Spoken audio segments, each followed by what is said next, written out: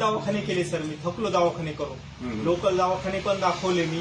परत बाहेरगावी तालुका जिल्हा या ठिकाणी पण घेऊन गेलो आईला. काय म्हणायचे डॉक्टर सांगायचे की आईचे पूर्ण दात पाडावं लागतात.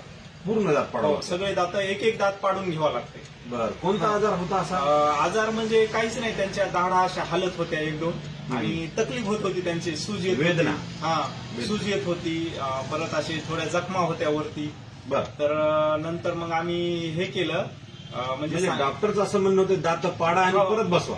हा असं म्हणणं. अंदाजे खर्च किती सांगितला होता त्यांनी? मला अंदाजे खर्च म्हणजे सांगितला होता त्यांना, एक एक दात जर म्हणजे एक एक दात पाडायचा तर तुम्हाला 10,000 रुपये खर्च येईल.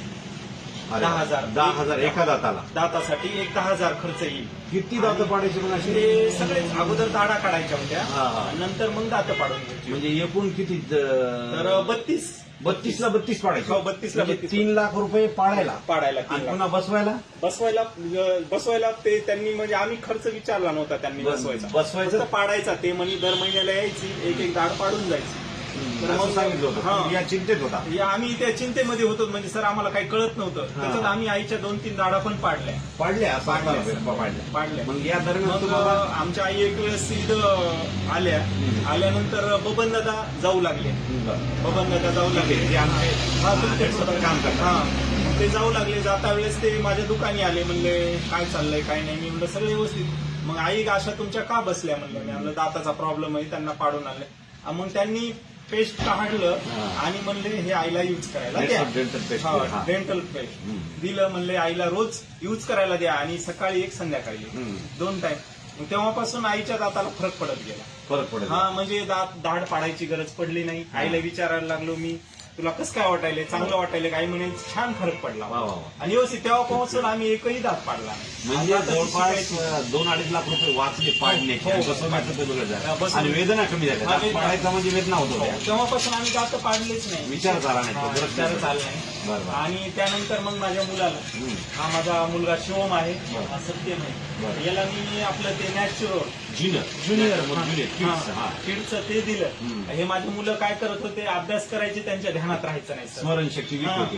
तर मग त्यांच्या ध्यानात राहायचं नाही. मग ते काय करायचं, मग बबन दादा म्हणले मी तुम्हाला हे देतो म्हणे नॅचरल ज्युनियर. तर मुलं तेव्हापासून अभ्यासाला लागले, अभ्यास करू लागले.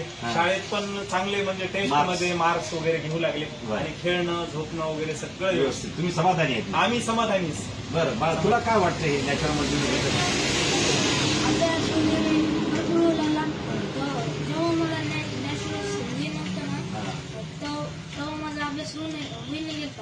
जेव्हा नॅशनल मी डबा दिला ना तेव्हा अभ्यास वाचले लक्षात राहते तुझ्या आणि पेपर मध्ये चांगले मार्क्स. तुला मार्क्स पण चांगले मिळाले. वा, गुड. तुझं काय अनुभव झाला? आधी लक्षात राहत नव्हतं, आता लक्षात राहिले. भूक वाढली का तुझी? भूक वाढली. पेपर बद्दल काय सांगू राहिला? पेपर मध्ये जास्त मार्क पडले. आधी पण आता पडायचे. Good good. आम्हाला पण खूप बरं वाटलं.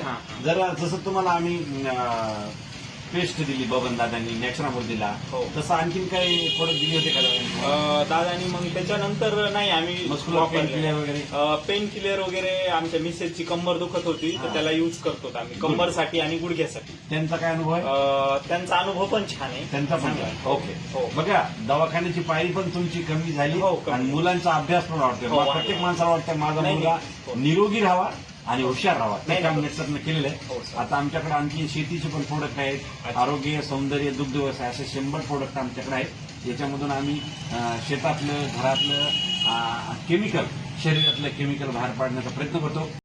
काय हे प्रोडक्ट तुम्ही 100% नेटसरचे सर्व प्रोडक्ट जे तुम्हाला लागतील ते वापरणार? हो सर. आणि इतर समाजामध्ये घराघरात आजार आहे, शेतकऱ्या आत्महत्या करण्याची वेळ आली, त्यांना काय सल्ला देणार? नाही, त्यांना पण सांगणार की तुम्ही कसं आहे, दवाखान्यात लय खर्च करू नका. तुम्ही काय करा, हे नेटसरचे प्रोडक्ट वापरा. तुम्हाला जे आजार आहेत त्या आजारापासून तुम्ही मुक्त होता. ओके, धन्यवाद.